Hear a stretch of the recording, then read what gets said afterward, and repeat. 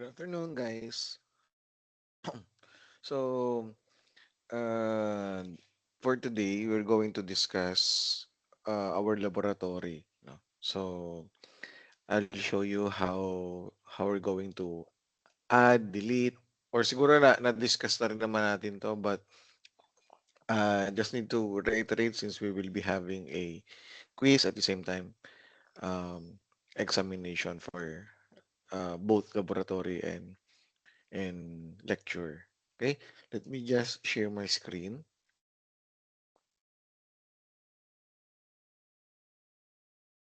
Okay,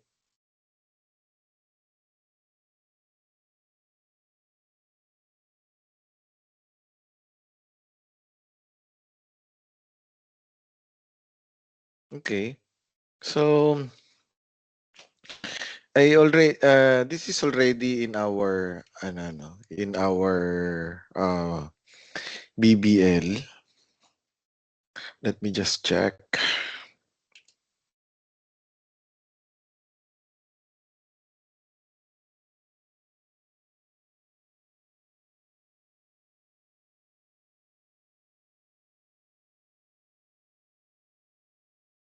Okay,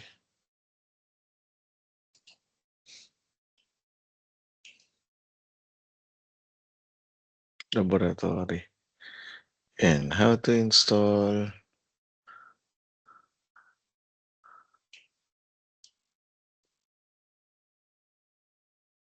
I think this is a video. Yeah. Sige. Are going to upload this din naman, no? So, sige, dito na muna tayo. Since you guys is already know how to install operating system. So ngayon naman, siguro there are also um, tasks na or specific tasks na paano ba siya gawin, no? Paano ba siya mag-add virtually, no, ng hard drive, or ng storage and yung memory. So, it's just simply on the Oracle VirtualBox. Okay? So, ngayon, let me just open the VM first.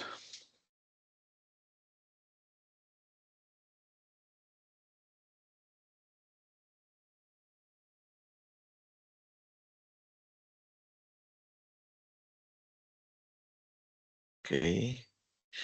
So, this is the VM.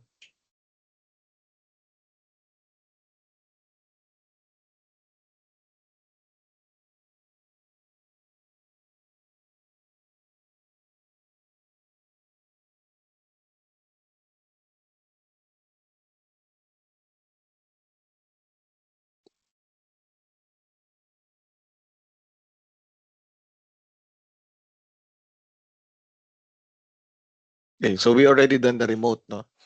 So, I hope you were able to perform it on yourself. Okay. So, ngayon, um, you just need to check yung mga specifications. Run. Ah, punta lang tayo sa DX Diag. Yan. DX Diag, ano lang to, no? Parang dito mo makikita yung mga configuration na meron ka or mga hardware mo. Okay? The computer name, including the computer name, operating system, mga versions. And then ito, system model, VirtualBox. Then how many CPUs do you have?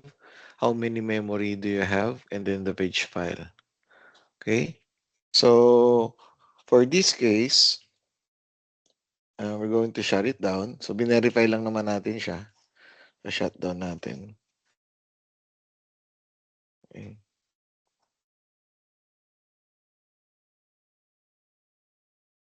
After shutting down, ito na siya. So, ilan ulit yung memory natin doon? 3 or 2? 2 nga. Ay, sorry, yung CPU. Okay? So, ito, the base memory is 1 gig. So, let's make it 2 gig.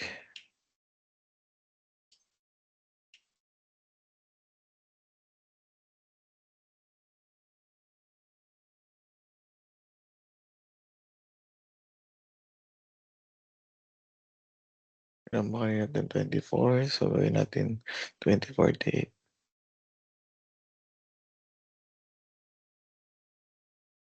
Yan. So, tapos, system, yung processor. So, gawin natin 3. Storage. So, storage natin is just 1. So, going to add 1. So, new yung gagawin natin. So, gusto lang natin is just 10 gig. So, ulitin ko punta tayo dito sa, add attachment. Ano ba ito?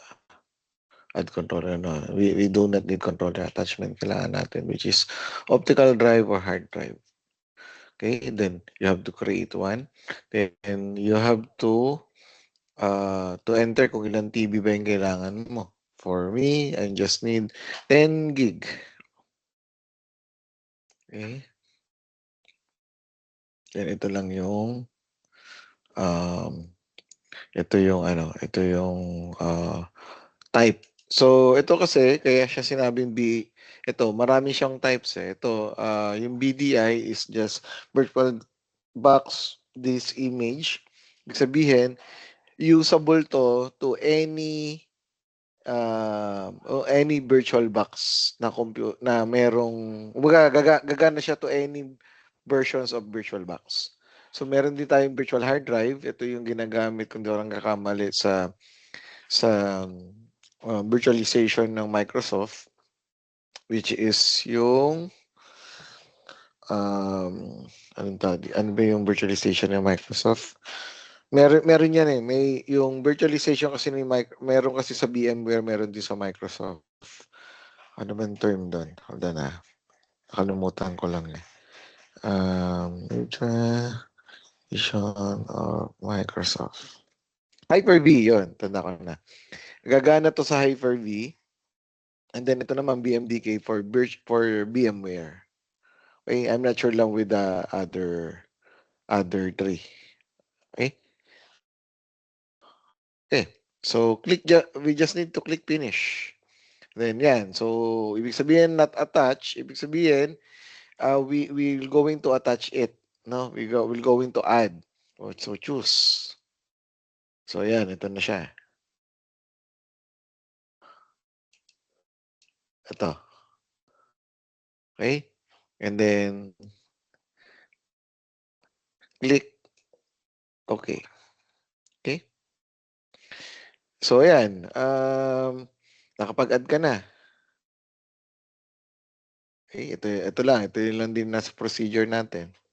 So after that, you just need to power it on.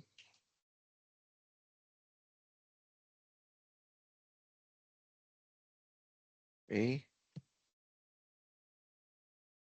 After power it on,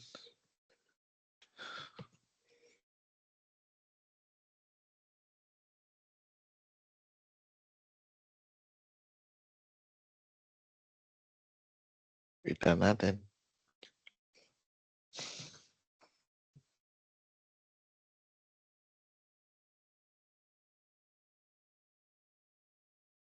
Okay.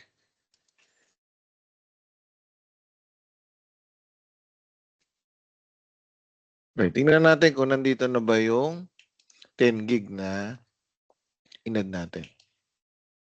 Okay, so wala. Wala pa. So paano ba how are we going to find it?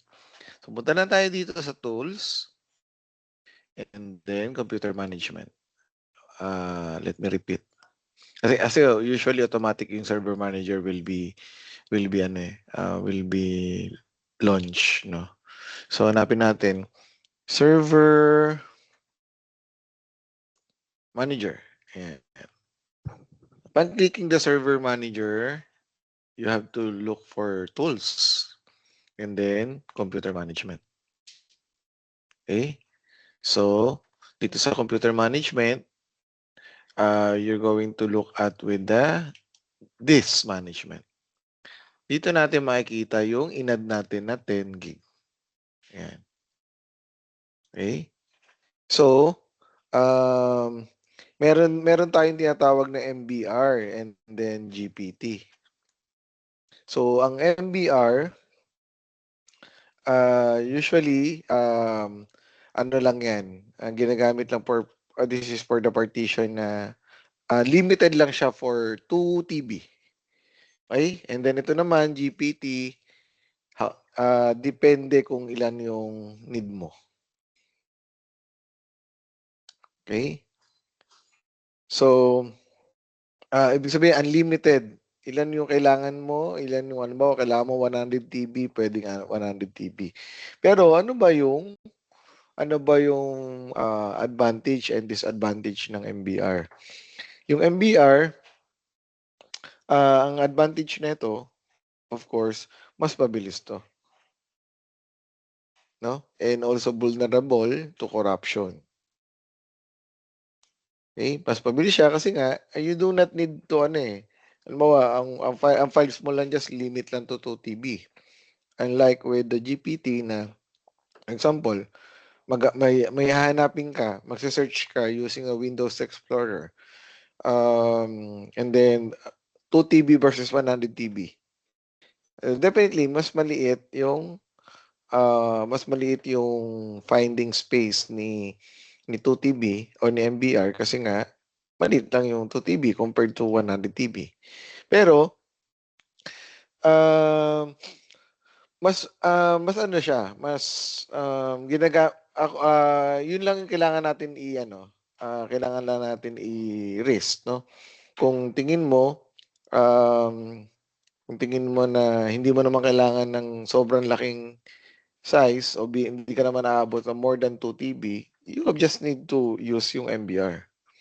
Okay? Pero kung talagang kung required na talagang kailangan mo ng 100 TB, so you have to choose yung GPT. Okay? For this case, I'm going to use MBR. Okay? So, yan siya. Alright. So, dito, upon clicking the GPT or uh, MBR, no? Ito na siya. You just need to right-click and then new simple volume. Tapos, i-ano lang natin to, ipa-format lang natin to. Okay? So, pwede mo siyang gawin 5 gig lang. Pag 5 gig, dapat may maiiwan dyan. Okay? Then, mag-a-assign ka ng letter. Okay? So, ito yung mga available na letter na pwede mong gamitin. Okay? Okay. Then, next. And then, at ito na yung mga configuration na ng disk mo. So, pwede mong lagyan to ng label or name yung disk mo. So, for this, gawin natin na CIS 341, for example. Then, click natin yung perform a quick format. Yan. So, mapapansin nyo, merong naiwan kasi nga hindi ko binuo yung 10 gig. So, kung pwede kong buuin yan na 10 gig, pwede naman. No? Instead of, dito kasi nakikita natin na simple volume. So, dito naman, pwede mong extend. Yan. Right-click ka, then extend. Yan. Okay? So, yan, 10 gig na. So, kung titingnan natin dito, makikita mo na yung 10 gig mo. Okay? So same lang din dito yan. Okay. O pa ba? Add memory. Yung kanina, di ba, nung nag-add tayo ng memory, kailangan lang natin i-shutdown. Of course, shutdown yan. No? Pero kanina, di ba, from 1 gig to 2 gig na memory. Ito. TX tayo. Ayan, no? Naging 2 gig na siya. 2048. Ang kanina, yung processor natin, just 2 CPUs. So, ginawa natin 3 CPUs. Okay? So, ito lang siya. Balikan lang natin. Ayan. Ginawa ko 248.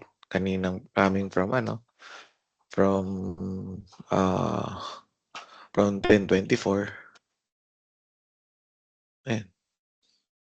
Kita natin yung nagdagdag tayo. Okay? Baba. Add yung CPU. Ayan. Tulad kanina, ayan. From 2, ginawa natin 3. Ito lang din siya. And yan. I think that's all. No? So, again, dun sa exam natin, paglaruan natin itong mga tinuro ko. Dapat, as much as possible, we knew it. No? Kasi pwede tayong magkaroon ng, bigyan ko kayo ng task, then you have to perform it.